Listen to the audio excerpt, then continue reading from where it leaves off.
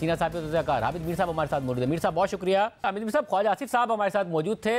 वो तो वाज़ेह हिंट कर रहे हैं कि जी नवाज शरीफ साहब को वापस आना चाहिए, मगर मौजूदा चीफ जस्टिस की तरफ वो इशारा कर रहे हैं कि उनके होते हुए कोई ऐसी चीज़ ना हो जाए। पहले ही वो कह रहे हैं कि नवाज शरीफ साहब के साथ जो कुछ हुआ इसलिए वो सितंबर के मिड तक ही आएंगे। आपको लग रहा है ये सब चीज़ें मौजूदा चीफ जस्टिस की रिटायरमेंट के गिर्द घूम रही हैं या किसी और तरफ घूम रही हैं कि जिसकी वजह से बहुत सारे फैसले होने हैं कि कब इलेक्शन होगा, कौन निगरां वज़ीर आज़म बनेगा, क्या क्या होगा?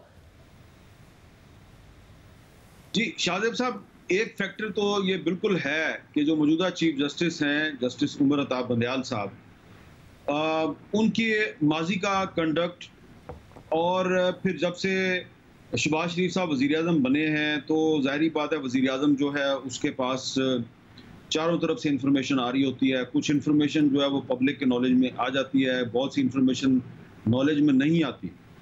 तो ये जो इस वक्त हुकूमत है, इसका ये ख्याल है कि मौजूदा चीफ जस्टिस जो हैं उनका एक ज़ाती अनाद है, सिर्फ उनका अपना नहीं बल्कि उनके ख़ानदान के बहुत से जो अहम अफराद हैं उनका एक अनाद है नवाज शरीफ के साथ, शहबाज शरीफ के साथ और उनकी एक पॉलिटिकल पार्टी के साथ लाइकिंग भी है। तो अब ख्वाजा आसिफ साहब जो हैं वो तो ये चीज़ें जो हैं वो छुप के तो नहीं कह रहे, ना ही कोई उन्होंने गोल मोल अल्फाज में कही हैं, ये तो उन्होंने आपके साथ बड़ी खुल के बात कर दी है। तो चीफ जस्टिस साहब जब तक अपने मनसब पे बैठे हुए हैं, अपनी कुर्सी पे बैठे हुए हैं, तो मुस्लिम लीग नून उनसे बहुत ही मोहतात रहेगी।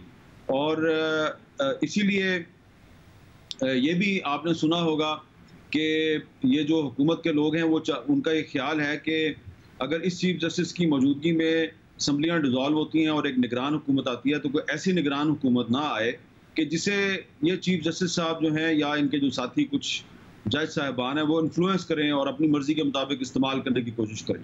तो इसलिए ये बहुत सोच समझ के फैसला करने की कोशिश कर रहे हैं और यकीनन इसी तनाजुर में ख्वाजा आसिफ साहब ने ये कहा है कि वो नवाज शरीफ साहब को उसी वक्त पाकिस्तान वापस आने के बारे में मशवरा देंगे जब मौजूदा चीफ जस्टिस नहीं होंगे।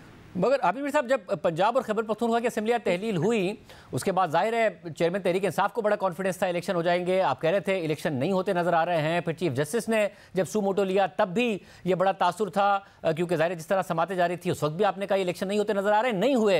अब नवंबर में इलेक्शन होते नजर आ रहे हैं पूरे मुल्क के या नहीं आ रहे हैं? बहुत सारे मसाइल दिख रहे हैं आपको। देखें, जब पहले मैं ये कह रहा था आपको कि इलेक्शन नहीं होंगे तो उसकी मेरे पास बड़ी ठोस वजूहात थी और बहुत सी बैकग्राउंड इंफॉर्मेशन थी मेरे पास, इसलिए मैंने कहा। हालांकि इमरान खान साहब भी मुझे कह रहे थे कि इलेक्शन हो जाएंगे, मैंने उनको कहा था इलेक्शन नहीं होंगे। और उनके बहुत से साथी जो हैं उनका एक ख्याल था कि शायद मैं मिसगाइडेड हूँ, मुझे कोई गुमराह कर रहा है।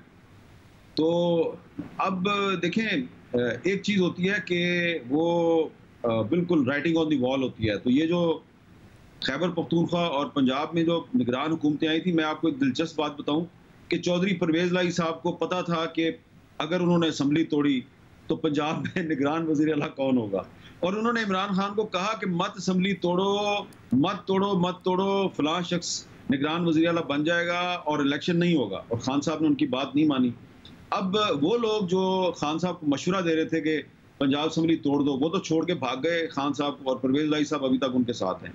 अब यही कुछ सूरत हाल जो है ये अब मौजूदा जो वज़ीर आज़म साहब और उनके थादियाँ उनको दरपेश है कि उनको कुछ लोग ये कह रहे थे कि आप इस असम्बली की मुद्दत में इजाफा कर दें, लेकिन इन्होंने कहा नहीं, हमने जो है मुद्दत में इजाफा नहीं करना, हमने टाइम पे असम्बली को डिज़ोल्व करना है। हम चाहते हैं कि इसी साल के अंदर अंदर इलेक्शन हो जाए और कोई ऐसा निगरान वज़ीर आज़म ना आए जो बहानेबाजियाँ करके मामला अगले साल पे ले जाए।